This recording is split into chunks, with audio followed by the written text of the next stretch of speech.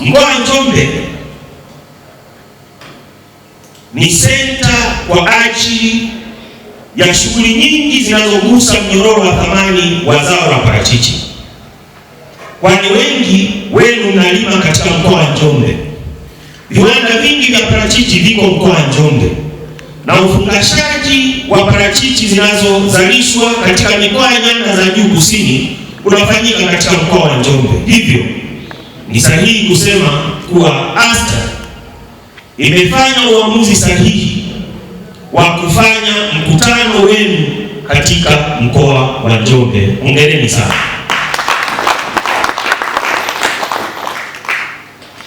Ndugu washiriki, thamani ya parachichi iko kwenye ubora wake, kwa maana ya parachichi zilizokomaa vizuri na parachichi ambazo hazijashambuliwa na magonjwa.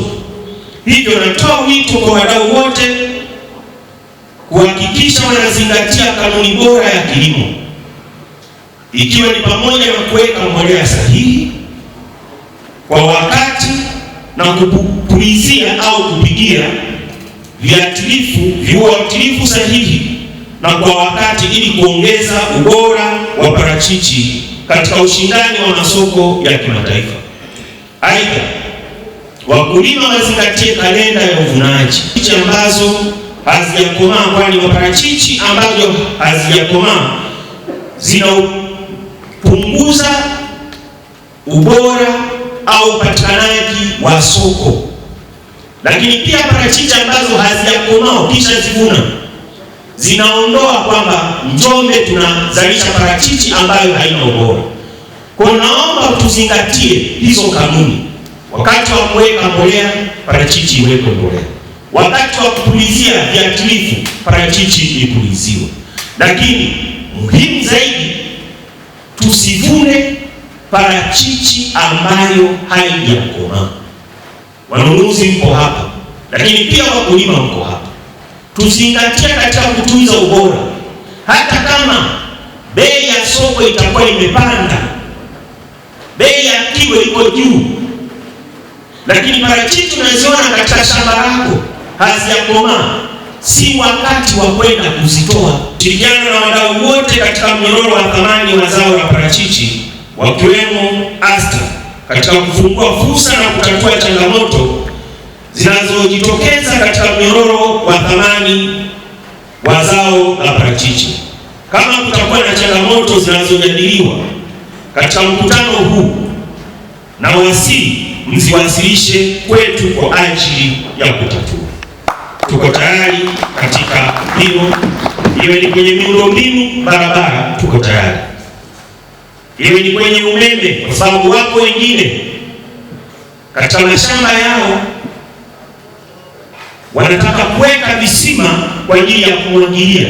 Serikali tuko tayari kuyapokea yote haya, na ndio maana katika mipango ya serikali uko mpango wa kuchimba visima 900 na kisima kimoja na kuweka miundombinu, na kisima kimoja kitakuwa na uwezo wa kumwagilia heka 40. Yote hii ni mipango ya kuhakikisha kwamba wakati wa kiangazi wakulima wa parachichi mwe na uhakika kwamba parachichi zenu zinamwagiliwa. Mkakati mwingine ambao ni wa kimsingi sana ni uongezaji wa thamani wa kiwanda cha mafuta, na hapa nafikiri huu ndio mpango mkubwa ambao tumependekeza kuwa nao mwaka huu. Na kwa nini tunataka kiwanda cha mafuta? Kama mtakuwa mmeangalia tunasema trend au mwelekeo sasa hivi, watu wengi wanaelekea kwenye viwanda vya mafuta. Utaona bei za wanazonunulia kwenye parachichi inaenda kwenye mafuta ni ndogo. Inaanzia 800 inakwenda mpaka 1400, inategemea. Bei inaweza ikawepo, lakini wewe usipate wakati unaitaka. Kwa nia ni kuwa na kiwanda cha wakulima, na kimkakati ni kwamba kama sisi tukimwambia ASTA, tukimwambia mkulima kwamba sisi tutanunua parachichi lako ambalo haijakidhi vigezo vya kuuzwa kama fresh kwa shilingi 3,000.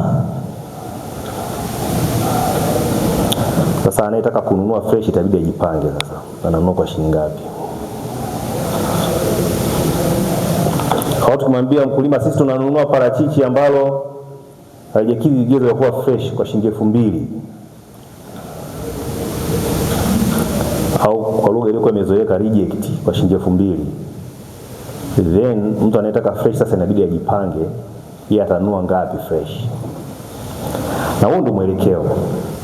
Sisi tunataka ifike sehemu tunamwambia mkulima kabisa, usiwe na wasiwasi wa kuuza parachichi lako.